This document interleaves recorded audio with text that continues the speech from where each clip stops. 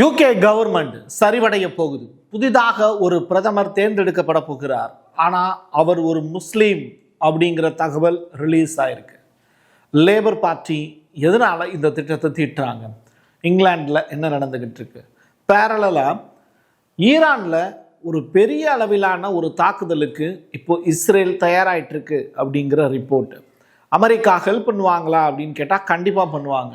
But அவங்களே இறங்கி அடிக்க மாட்டாங்க அப்படிங்கிறது தான் லேட்டஸ்ட்டாக கிடச்சிருக்கக்கூடிய அப்டேட்டு. அப்பாச் அராக்கி அவர் லேட்டஸ்ட்டாக ஒரு பேட்டி ஒன்று கொடுத்துருக்காரு. அந்த பேட்டியில் ஏகப்பட்ட விஷயங்களை ரிவீல் பண்ணியிருக்காரு. ஈரான் கப்பலை திடுதுப்புன்னு இந்தியா கைப்பற்றி இருக்கு அப்படிங்கிற தகவல். அது மட்டும் இல்லை, எதனால் அந்த கப்பலை கைப்பற்றினாங்க, எந்த இடத்துல வச்சு கைப்பற்றி இருக்காங்க, இதனால் இந்தியாவுக்கும் ஈரானுக்கும் இடையில இருக்கக்கூடிய உறவே பாதிக்கப்படுமா அப்படிங்கிற ஏகப்பட்ட இன்ஃபர்மேஷன். கடாஃபியினுடைய மகன் கொலை செய்யப்பட்டதற்கு பின்னாடி வெளிநாட்டு சதி இருக்குது அப்படின்னு சொல்கிறாங்க. யார் யாரெல்லாம் பின்னாடி இருக்கா அப்படிங்கிறது தொடர்பாக அவருடைய வழக்கறிஞர் சொல்லி இருக்கக்கூடிய தகவல். இப்படி இன்ஃபர்மேஷன் நிறையா இருக்குது. டீட்டெயில்டாக பேசுவோமா? வாங்க பார்க்கலாம் உறவுகளே. இது பிரசாத் சிக்னேச்சர். தென்னிந்தியாவின் கட்டடக்கலை ராஜாக்கள் creator constructions and north west interiors உங்களோட கனவு இல்லத்தை பிரம்மாண்டமா கட்டி கொடுக்குறாங்க கிரியேட்டர் கன்ஸ்ட்ரக்ஷன்ஸ். அதோட கட்டி கொடுத்த வீட்டை இன்டீரியர் பண்ணி அழகாக்குறாங்க நார்த் வெஸ்ட் இன்டீரியர்ஸ். தொடர்புக்கு 7290799991. உங்களுடைய தொழில் சம்பந்தமான விளம்பரங்களை நமது சேனலில் ஒளிபரப்ப உங்களுக்கான அருமையான வாய்ப்பு. நபாவிவன் நாடாளுமன்றத்தினுடைய உறுப்பினர் எங்க ஈரான்ல. அவர் ஒரு முக்கியமான ஸ்டேட்மெண்ட் ஒன்று சொல்லியிருக்காரு. ஒரு தவறான நடவடிக்கை எடுக்கப்பட்டால் என்னாகும்? ட்ரம்பினுடைய முட்டாள்தனத்தால குறைந்தபட்சம் 3 அல்லது 4000 அமெரிக்க வீரர்கள் இறந்து போயிடுவாங்கடா, பார்த்துருந்துக்கோங்க தம்பிங்களா அப்படின்னு எச்சரிக்கை விடுத்திருக்காரு. நினைச்சாங்க ஈரான் உடனே சரண்டர் ஆயிடுவாங்க, நம்ம சொல்றதை கேட்காமலா போயிடுவாங்க. 12 நாள் போரில் எவ்வளோ பெரிய அட்டாக்கை நடத்தி காமிச்சோம், அவங்க நம்மக்கிட்ட அடிமையாக தான் இருப்பாங்க அப்படின்னு ட்ரம்ப் நினச்சார். அதெல்லாம் அந்த காலம். இப்போ அப்படி கிடையாது, காலம் மாறி போச்சு தம்பி அப்படின்னு இப்போ ஈரானுடைய நாடாளுமன்ற உறுப்பினர் ஸ்டேட்மெண்ட்டாக சொல்லியிருக்கார். அடுத்ததாக ஈரான் மற்றும் வடகொரியாவுக்கு உதவுவதற்காக சீனா ரகசியமாக அணு ஆயுத சோதனைகளை எல்லாம் செஞ்சுக்கிட்டு இருக்காங்க அப்படின்னு ட்ரம்ப் இப்போ குற்றம் சுமத்தியிருக்கார். நேற்றைய தினம்தான் சொல்லியிருந்தாரு, இந்த நம்முடைய இந்தியாவுக்கும் சீனாவுக்கும் இடையில இந்த கல்வான் பள்ளத்தாக்கு பகுதியில் ஒரு ப்ராப்ளம் நடந்ததில்ல 2020. அப்போ பார்த்திங்கன்னா ஈரான் ஒரு பெரிய அணு ஆயுத சோதனை செஞ்சாங்க. அதற்கு பிறகு இப்போ வடகொரியாவுக்கும் ஈரானுக்கும் உதவுறதுக்காக அணு ஆயுத சோதனைகளை செஞ்சுக்கிட்டு இருக்காங்க. இது சர்வதேச சட்டத்தை மீறிய செயல் அப்படின்னு அமெரிக்கா கண்டனங்களை தெரிவிச்சிருக்கு.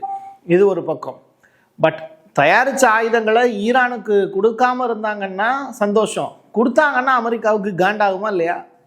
ஒரு பிரேக்கிங் நியூஸ் ஒன்று ஆக்சியோஸ் வெளியிட்டிருக்காங்க. ஆக்சியோஸ்ங்கிற நியூஸ் சேனல்.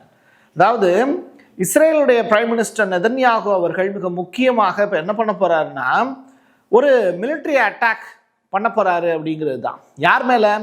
ஈரான் மேலே செய்ய போறாரு அப்படிங்கிற தகவல் வெளியாயிருக்கு.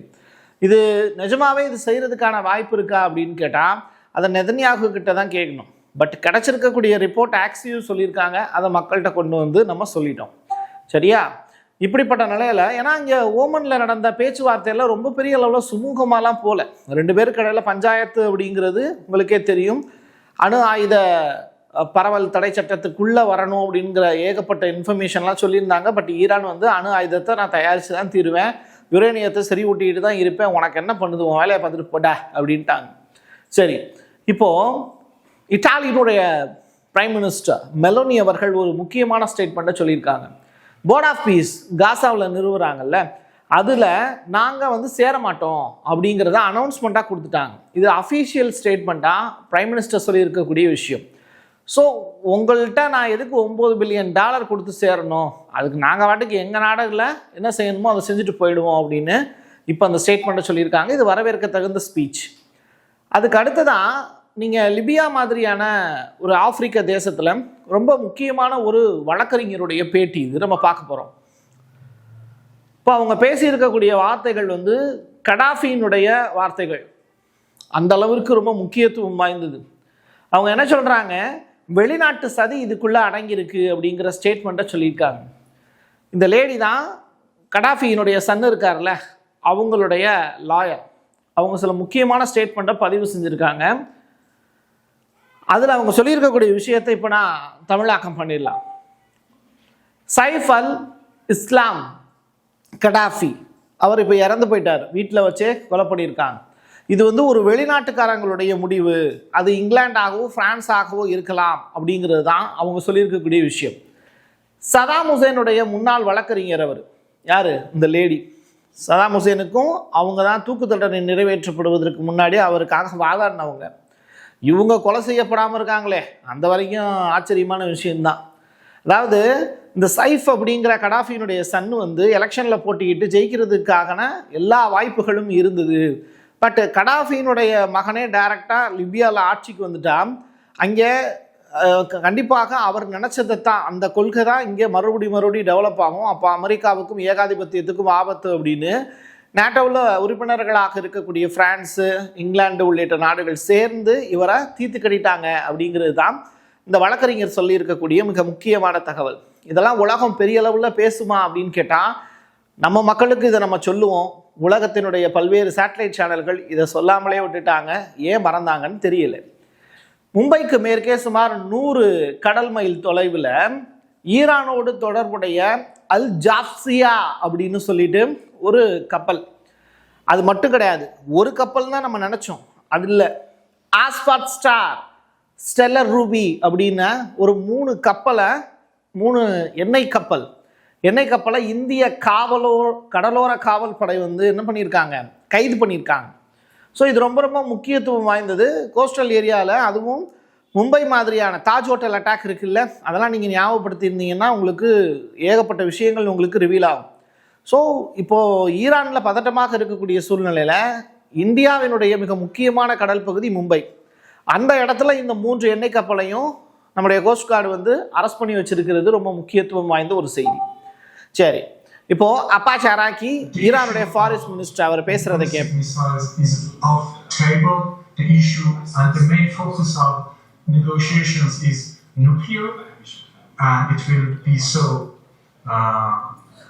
ரிஜெக்டட். இதுதான் அப்பாச்சி அராக்கியினுடைய ஸ்டேட்மெண்டாகவே இருக்கு. அதாவது சென்காம் யாரு? அமெரிக்காவினுடைய கடல் பாதுகாப்பு படை. அவங்க என்ன சொல்றாங்க, பேச்சுவார்த்தையில் பங்கேற்பது அப்படிங்கிறது ஏற்றுக்கொள்ள முடியாதது அப்படிங்கிற ஸ்டேட்மெண்ட் வந்து சொல்லியிருக்காங்க. அதாவது இப்போ நீங்கள் சொல்லக்கூடிய விஷயத்தை நாங்கள் ஏற்றுக்க மாட்டோம், நாங்கள் சொல்கிற விஷயத்தை நீங்கள் ஏற்றுக்கல, அப்போ பேச்சுவார்த்தை என்ன ஆகும், முடிவடைஞ்சிரும். அப்போ சென்காம் என்ன பண்ணுறாங்க, யுஎஸ் ஆப்ரஹாம் கப்பல் உள்ளிட்ட முக்கியமான அந்த கப்பல்களை வந்து எங்கே நோக்கி நகர்த்துறாங்கன்னா இப்போ ஈரானை நோக்கி நகர்த்திட்டு இருக்காங்க. எந்த விளைவுக்கும் தயாராக இருக்குது ஈரான் அப்படிங்கிற ஸ்டேட்மெண்ட்டு.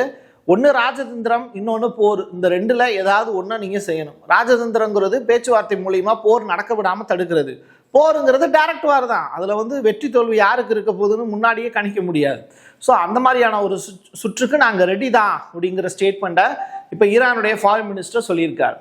நீங்கள் இங்கிலாந்து மாதிரியான நாடுகள் வந்து நல்லா சூப்பரான ஒரு நாடு, அங்கே போய் நான் குடியேற போகிறேன் அப்படின்னு நீங்கள் நிறையா பேர் நினைக்கலாம். ஆனால் உலகத்தில் இருக்கக்கூடிய பணக்காரர்கள், ஏன் நம்முடைய லட்சுமி மிட்டல்ங்கிற பணக்காரர் கூட இங்கிலாண்டை விட்டு வேற ஒரு கண்ட்ரிக்கு போய் தன்னுடைய பேலஸ்லாம் வாங்கிட்டு இருக்காரு. ஏன்னா பணக்காரர்கள் அதிகமாக இப்போ யூகேவை விட்டு வெளியேறிட்டு இருக்காங்க அப்படிங்கிற தகவல் தான்.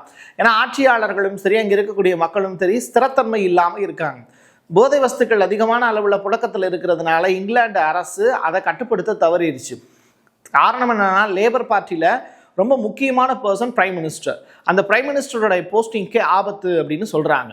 சார்லஸோடு கொண்டு இருக்கக்கூடிய உறவு, அவங்க 2 பேருக்கு இடையில பேசக்கூடிய பேச்சுக்கள் சரி வரலை. ஸோ மன்னர் பரம்பரையை சேர்ந்தவங்களை பகச்சிக்கிட்டு அந்த இடத்துல பிரைம் மினிஸ்டர் ஒருத்தர் இருக்க முடியுமா?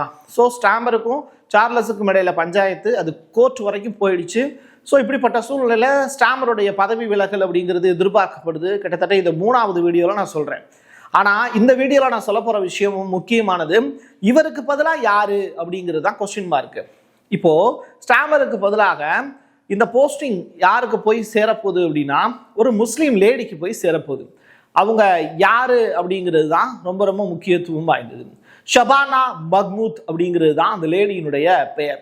இவங்க யாரு அப்படின்னு சொல்லி இவங்களுடைய ப்ரொஃபைலை செக் பண்ணி பார்க்கும்போது, இப்போ இங்கிலாந்துல அவங்க உள்துறை செயலாளராக பணியாற்றிக்கிட்டு இருக்காங்க. அதாவது தொழிலாளர் கட்சி இருக்குல்ல, அதுல ஒரு முக்கியமான போட்டியாளராகவும் அடுத்த பிரைம் மினிஸ்டர் கேண்டிடேட் அப்படின்னு சொல்லப்படக்கூடிய ஒரு நபர். அதாவது ஸ்டாமர் பதவி விலகுனா இவங்களுக்கு தான் அந்த போஸ்டிங்கை கொடுக்க போறாங்க லேபர் பார்ட்டி. அப்போ முதல் முஸ்லீம் பிரதமராக எங்க போஸ்டிங் வகிக்க போறாரு? யூகேல ஒரு முஸ்லீம் பிரைம் மினிஸ்டரா உட்கார போறாங்க. அமெரிக்காவில் நியூயார்க் சிட்டியில் ஒரு முஸ்லீம் மம்தானி அவர்கள் போஸ்டிங்கில் போய் உட்காந்தாங்கல்ல, அது மாதிரியான சுச்சுவேஷன் இப்போ யூகேல இருக்கு அப்படின்னு சொல்றாங்க. இவங்க எல்லை பாதுகாப்புக்கு முக்கியத்துவம் கொடுக்கறதுனாலையும் அகதிகளை அதிகமான அளவில் யூகேக்குள்ள வரவிடாம தடுக்கிறதுலையும் ரொம்ப பெரிய அளவில் பார்ட்டிசிபேட் பண்ணியிருக்காங்க. உள்துறை செயலாளராக செப்டம்பர் மாதம் 2025 இவங்களுக்கு போஸ்டிங் கொடுக்கப்பட்டுச்சு. அடுத்ததாக பிரைம் மினிஸ்டர் சீட்டு இவங்களுக்காக காத்திருக்கு. கடைசியா ஈரானிய அணுசக்தி நிலையங்கள்ல வெடிக்காத அமெரிக்க வெடிமருந்துகள் இன்னமும் இருக்கு அப்படின்னு சொல்றாங்க. நீங்க இந்த டொமாக்டாக் அப்படிங்கிற அந்த மாதிரியான கடல் பகுதியில இருந்து டைரக்டா கப்பல்ல இருந்தே நிலப்பகுதிக்கு பாயக்கூடிய ஏவுகணை, இந்த மாதிரியான ஏவுகணைகள் வெளியிட்டு இருக்கக்கூடிய வெடிமருந்துகள் இன்னமும் எங்கே இருக்கு அப்படின்னா GBU-57 ஏவிய அந்த குண்டுகள் ஈரானுடைய நிலப்பகுதியில் இருக்கு. இப்போ கன்னிவெடி எப்படி போய் பதிக்கிறாங்க? கடலுக்குள்ளேயும் கன்னிவெடிகள் புதைக்க முடியும், நிலத்திலையும் புதைக்க முடியும். இப்போ ஸ்ட்ரைட் ஆஃப் ஹார்மஸ்ல ஈரான் என்ன பண்றாங்க? கன்னிவெடிகளை புதைச்சு வைப்பாங்க, தேவையான நேரம் அதை ஆக்டிவேட் பண்ணிப்பாங்க. அது மாதிரி ஈரான்ல அந்த அரசுக்கே தெரியாம அமெரிக்கா அந்த வேலையை செஞ்சிருக்காங்க. ஸோ வெடிக்காத வெடிமருந்துகளை பயன்படுத்தி அதனுடைய தொழில்நுட்பத்தை ஆராய்ஞ்சு தேவையான நேரத்தில் அதை வெடிக்க வைக்க முடியும் அப்படின்னு அமெரிக்கா இப்போ கண்டுபிடிச்சிருக்காங்க. ஸோ இது எல்லாமே உள்ளுக்குள்ள இன்னர் பாலிடிக்ஸ் அதோடு தாண்டி போனோம்னா வேர்ல்டு பாலிடிக்ஸில் அமெரிக்கா செய்யக்கூடிய ராஜதந்திரம், ஈரான் செய்து வைத்திருக்கக்கூடிய ராஜதந்திரம், இது எல்லாமே இருக்கு.